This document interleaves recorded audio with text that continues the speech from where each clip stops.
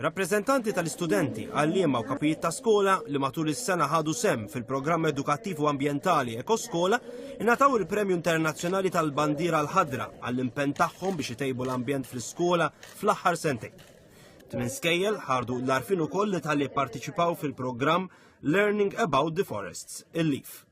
Ir-rikonoxximent ingħata lil 27 skola kemm tal-Gvern u tal-Knisja f'ċerimonja organizzata minn Nature Trust li tikkoordina il-programm tal-Fondazzjoni għall-Edukazzjoni Ambjentali. Numru ta' studenti li pparteċipaw taw rendikont tal-esperjenza tagħhom fl-Ekoskola. Tkellmu fost l-oħrajn dwar il-ħarsien tas-siġar u nnutaw li għadhom jittieħdu deċiżjonijiet li jtelfu il-biodiversità. Huma qalu li ser jibqgħu jaħdmu biex jittieħdu dejjem deċiżjonijiet favur żvilupp sostenibbli.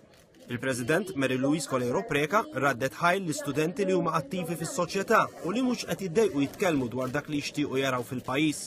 Saħqet li l-ambjent huwa mislu fl-inna mill-ġenerazzjonijiet ta' warajna u jpoġġu fuqna responsabiltajiet kbar. Il-President ta' Nature Trust Vince Attard qal li Nature Trust ser tibqa' tinvesti biex iktar studenti ikollhom iktar għarfien ambjentali.